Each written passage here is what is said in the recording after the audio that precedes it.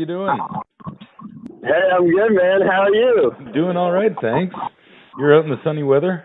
Oh, yeah, it's pretty nice. I heard hell's freezing over up where you're at. Oh, man, it's about minus 20-something today. Oh, God. Wow. You're lucky. That's wild, man.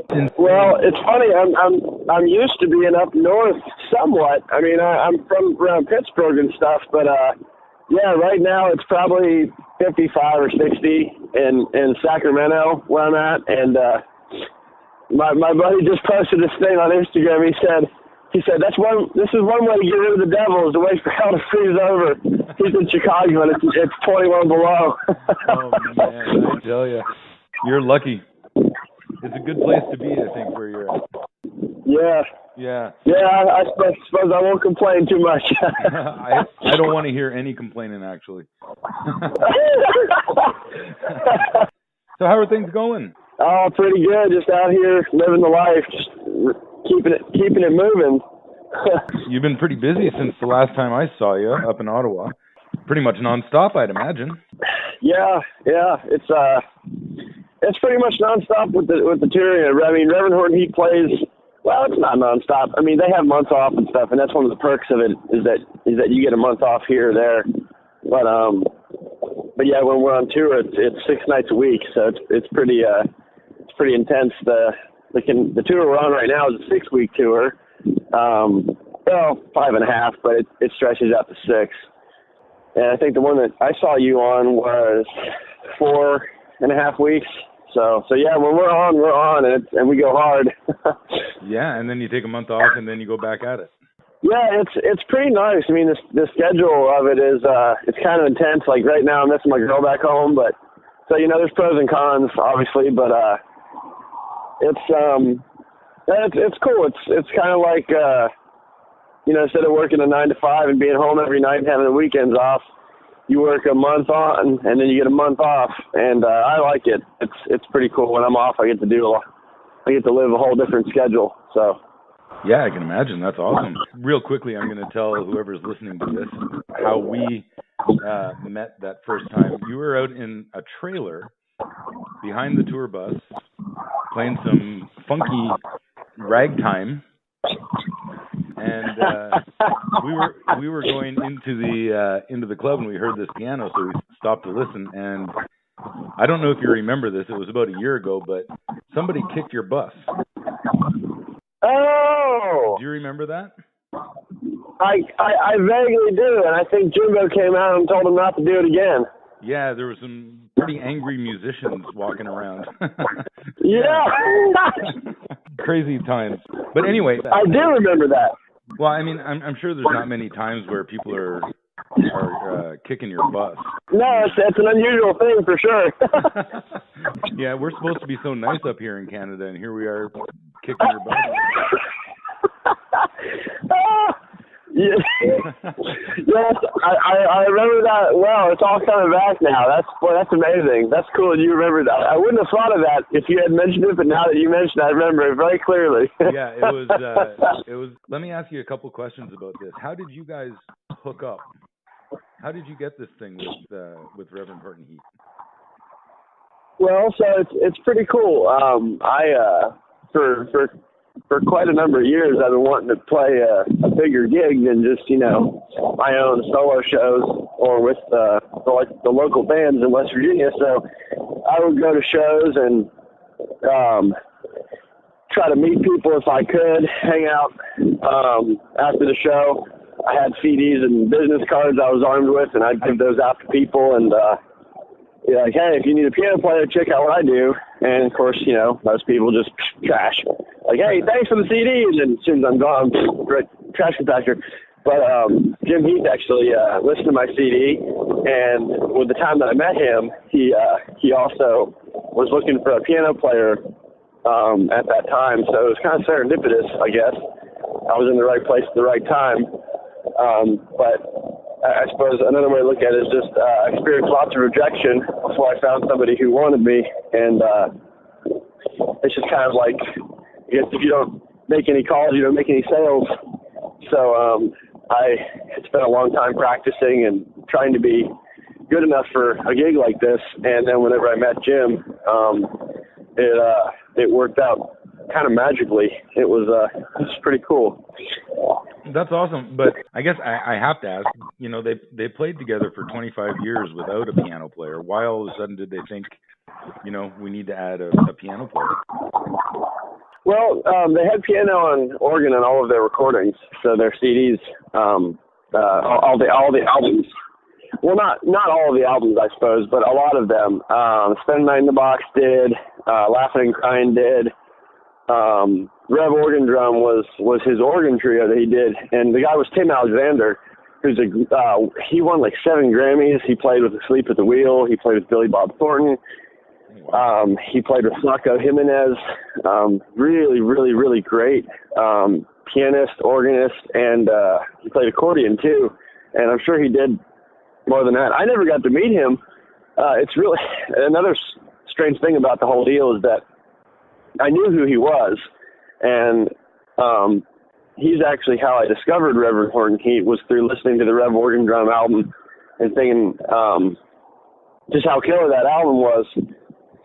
He died right before I went down to my first rehearsal in Texas with the band. Oh, no. He passed away suddenly, and it was really sad. I mean, especially for him and his family, and for Jim, but it was weird that I still wonder about that sometimes. I never got to meet him. Like, if I had gone down to Texas a couple of months earlier, you know, if it had happened at a different time, me meeting Jim and everything, I don't know, stuff like that's weird. Sometimes I wonder. Yeah, it is. Life is weird. Sure. Life is weird like that. Absolutely. But absolutely. But they never toured with a piano player, did they? No, they never toured with him. No, it was always a 3-piece right. tour. But the reason they wanted me was for the Viva Las Vegas gig that they did back in 2017. It was Viva Las Vegas 20 at the Orleans Hotel in Las Vegas. They wanted a piano player for that, so they ended up with me. It was pretty cool, and then I played that gig, and I guess everybody liked it. I only played a few songs though. And then later on that summer, the Rev was on tour, and he came up to Pennsylvania, and me and him talked now and then, and I was like, hey man, you're going to be in Pennsylvania, you're going to be right near me. Well, I didn't, I forgot that the state of Pennsylvania is very wide. It's like a big rectangle. Yeah. So I live in like southwestern Pennsylvania.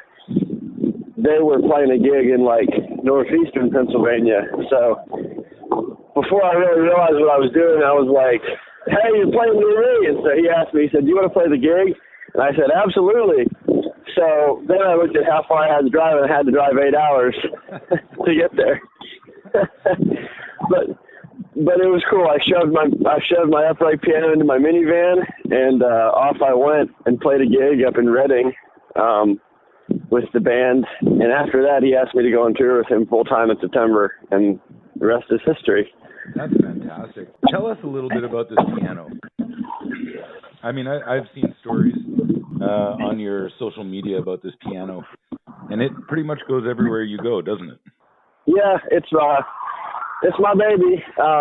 It's a 1964 Hobart Cable upright. It's nothing special to begin with, really. I mean, it's just kind of a middle of the road piano you'd see in anybody's house back in the 60s and 70s. It's not a spinet piano. In terms of piano technology with upright pianos, and I say technology almost facetiously because it's kind of an ancient technology, but technology nonetheless. Right. Spinet pianos have a more complicated action called a drop action. It's designed to be more compact, but it also introduces a lot more play and a lot more parts that can break.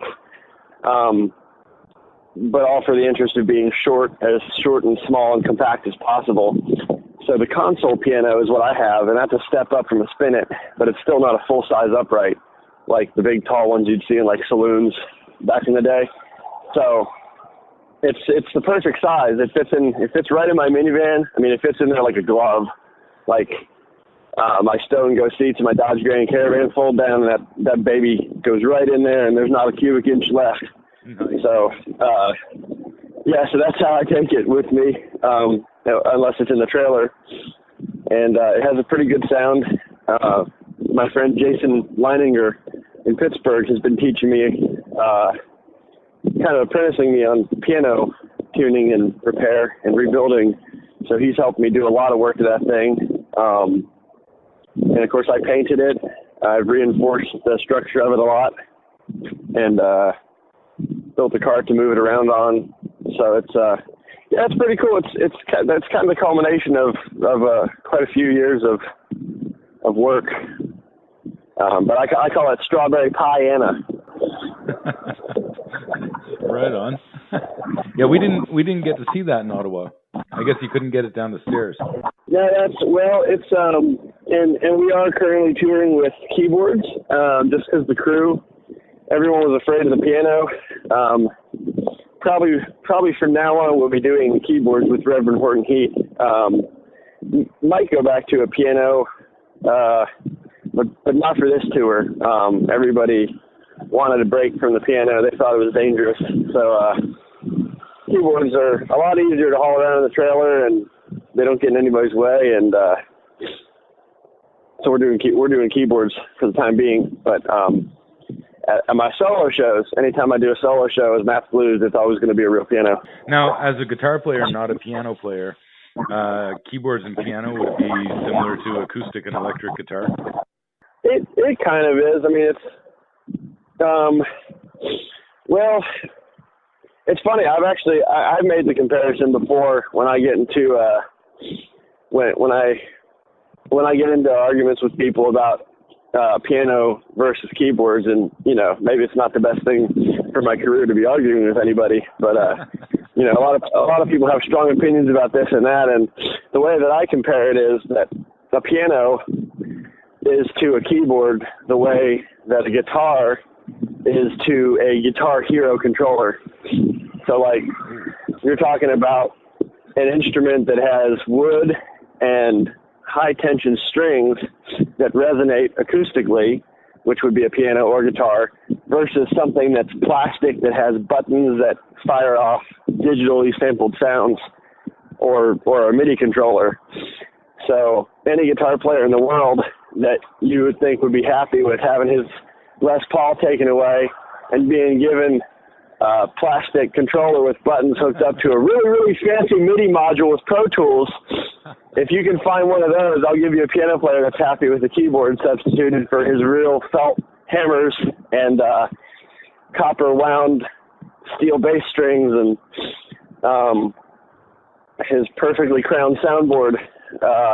There's a whole lot to a piano, and it seems silly to most people, and in a performance situation, it can be, because, this is one reason why I finally decided that keyboards I'd be okay with it, is that in a rock and roll band, it's a lot different from classical music, where the piano is the main instrument, right, maybe.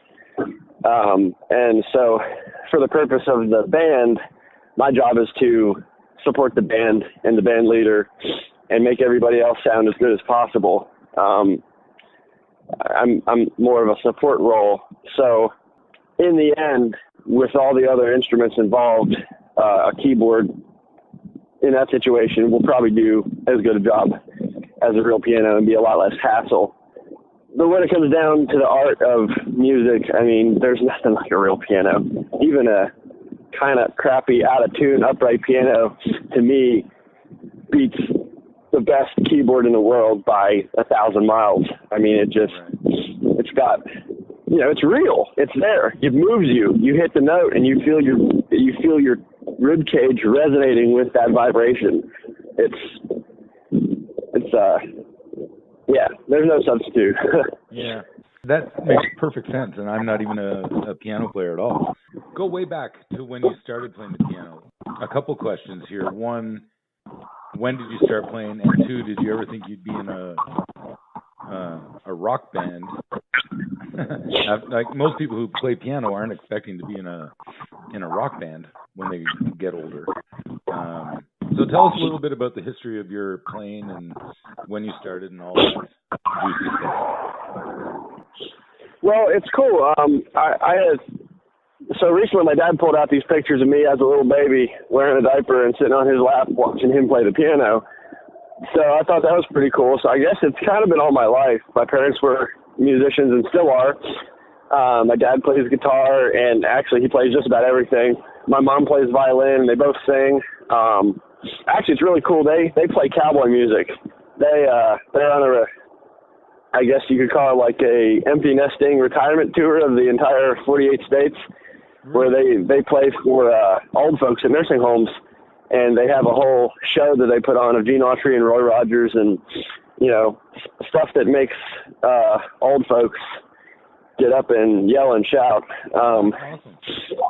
It's pretty cool. It's magical seeing them go in and like do their thing and seeing people like come alive. But anyhow, so I've grown up with my wonderful parents who gave me the gift of music at a very, very young age. But I would say when I was 16, I probably started, maybe 15, started taking to the piano, gravitating toward it, and like learning songs. And I think one of the first songs I learned was Changes by David Bowie, which has it has a real cool piano part, and John Lennon comes in and sings the harmony. And so I guess and growing up with the Beatles, my dad loved the Beatles. And I think Eric Clapton was probably my first taste of the blues. I got an Eric Clapton CD when I was younger, and that kind of turned me on to a lot of the different sounds. I don't know. It was a slow start at first, but then in college I discovered funk, like Steve Gadd and Richard T. and the stuff in the 70s with the Gadd Gang and stuff. And really, really got into the blues at that point, made friends, started pointing me in the right direction. So I kind of started late, I think, because a lot of my friends started playing religiously when they were like in the single digits. Right. And I didn't really start till I was a teenager, but then once I did start, it became, you know, I started learning furiously. Like I think my pace, my enthusiasm through the roof. So it's been probably 11 or 12 pretty intense years of just soaking up everything I can possibly learn. And my hero is Dr. John, the Night Tripper, Dr. John. Right. To me, he's it's hard to say who's the best, but to me, he's my favorite. Just, he can groove with a rock and roll band, or he can rip out this crazy, like, jazz / classical New Orleans type of piano concerto thing he does, and it's just fabulous. Yeah, he's got so much attitude when he plays. Oh, yeah. Yeah. That's so cool. So you never really started as a classical pianist. You started as more, you know, a rock blues piano player. Yeah, my parents, my dad tried to teach me music theory, and I guess he did, but they wanted me to read music, and I didn't. I sometimes wish that I had, but I mean, I currently I can read music to save my life, but that's about all. So I'm very envious of those folks that can like lick their thumb and flip open a page in the music book and then start tearing up a song that they've never heard before, because that's not me at all. You know enough theory that if I was to say let's play in the key of C, you could play. Oh yeah, I mean I can groove to I can groove to just about anything. And I mean I say anything loosely because there's a lot of stuff that I couldn't play, but there's most, I'll say like Western music. Most Western music I can figure out. If you classical is still a mystery to me, but that's next. Classical and stride. like true stride, like fast Waller. That's kind of next on the docket for me. Like that crazy left hand, you know, that whole three-handed piano player experience. That's what I'm hoping to tackle next in my trick bag of music, so to speak. That's quite an undertaking, though. That's tough stuff. Yeah, it'll make me a better man, I think. You know, gotta learn patience and discipline and all that stuff. It's cool. I'm blessed with a great teacher. His name is Tom Roberts, and he lives in Pittsburgh.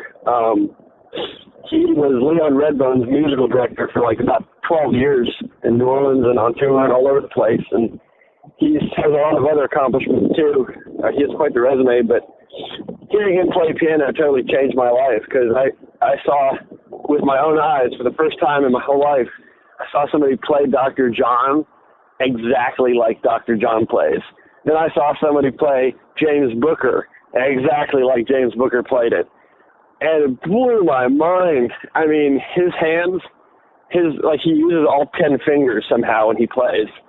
And I didn't think you were supposed to use all 10 fingers, but apparently you are. So, so that was going on 4 years ago. Wow. Yeah, it's, you know, because, well, you know, your pinkies, you know, you use your pinky finger, but then your ring finger is kind of like attached with the same nerve and the same blood supply as the pinky, so it just kind of like a shadow, and it doesn't really have a whole lot of creative ideas of its own. But man, when I don't know, Tom knows how to talk to me to make things make sense that ordinarily wouldn't make sense, and so it's been real cool. I've been taking lessons with him for about 3, going on 4 years now, and that really has really. I hate to use the cliche, but it's changed my life, that's for sure. That's fantastic. You know, you reminded me, it's the same with the guitar. I saw an interview with Eddie Van Halen, and he said when he learned that he could use his pinky, the guitar just became so much easier to play. Oh, yeah.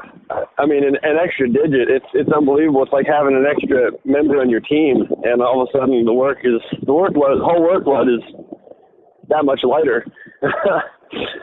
I never thought about that with piano, though. I just thought it was always part of it. Well, it's, I suppose one way to think about it is, you know, you have all 88 keys, and so you have your, you have all your notes right in front of you, and you can see them before you play them. So, like, whereas guitar, I feel like guitar is more like, and I'm not a guitar player, so I wouldn't know, but something that challenges me about guitar is that it's more like chess. It's like the notes are there, but you have to combine your finger on the fret somewhere or not on the fret at all, open string, and depending on the tuning, with which string you're picking. So you've got this two-dimensional aspect to it where the piano is very linear, and so the notes are already there, but then how are you going to get to them? And the piano keyboard has a topography to it. You know, it's got the black keys and clusters of 2 and then 3 and then 2 and 3. And there's a pattern, but there's also, like, if your hand is a little runner that's going to run a race, then you've got some hills and some speed bumps to get around. And how you're going to get to those notes at the right time with the right feel and all of that is kind of open to a lot of interpretation sometimes. And just learning the mechanics and the ergonomics of your own body and, like, how God designed your hands, sort of, and how to use those. It's pretty cool. Like, you start realizing, man, why am I working so hard to do this thing when I could do it this way? And it's so easy. Right. And then you start training yourself to think that way, and all of a sudden you're 10 times the piano player you were like a year ago. It's been really cool. The more I learn, the more I realize there is to learn. It's just, it's a lifetime sport. It's wonderful. It never ends. This is a question from my buddy who was with me at the trailer that day. He started following you on social media, and he said, "Oh, cool.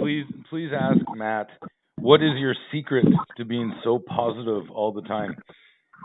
You seem to be the most positive person I've ever seen on social media. Smile on your face all the time, just digging life.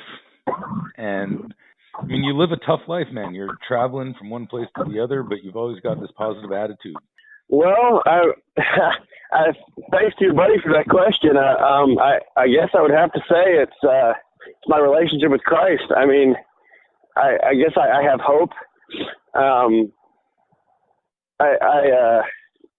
don't know. I'm happy to be alive. I was talking with my buddy the other day, and I get into a lot of interesting conversations with strangers. And somebody was telling me something, and it just came to mind, and I was like, I didn't ask to be born. Like, I was born against my will. I just came, like, splashing out into the universe, and, like, here I am. Like, boom, I exist all of a sudden.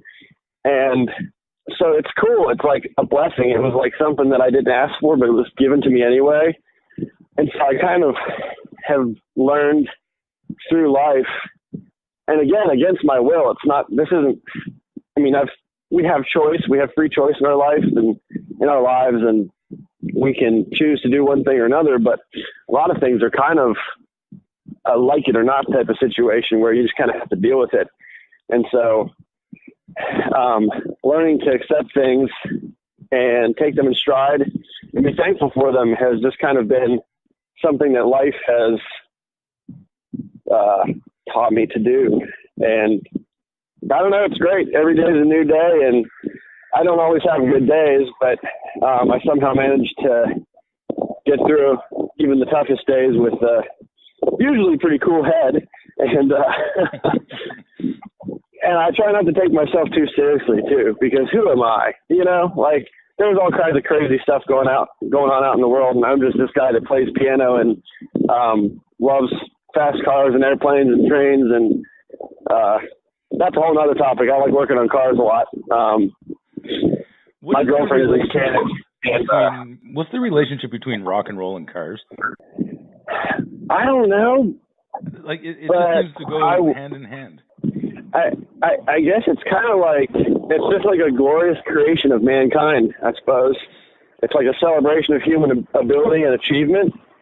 The fact that we've been able to figure out how to, stop whipping mules and, like, dragging wooden carts around to, like, finding the stuff we pull out of the ground, like the minerals and the oil and whatnot, and then we make these machines that can go fast. And, like, I rented a car a while ago, and I went to LA for something, and I had to rent a car to get around. So I went to the rental place, and I was like, they were showing me the Hyundai Elantra that I was going to get, and I was like, oh, that's cool. I've owned a Hyundai Elantra before. I was like, how about that Mercedes right there? And they had some kind of sale on the Mercedes C-Class. I got this car, and, of course, I had to test it out, at least to see how fast it could accelerate at one point. And that thing was so fast that it made the blood, I could feel the blood in my feet coming back up toward my torso. Like, it was unreal. It was like some kind of, it felt really good. And obviously that's dangerous, and kids don't try this at home. But, like, rock and roll feels good. And actually, here's another thing. This blew my mind.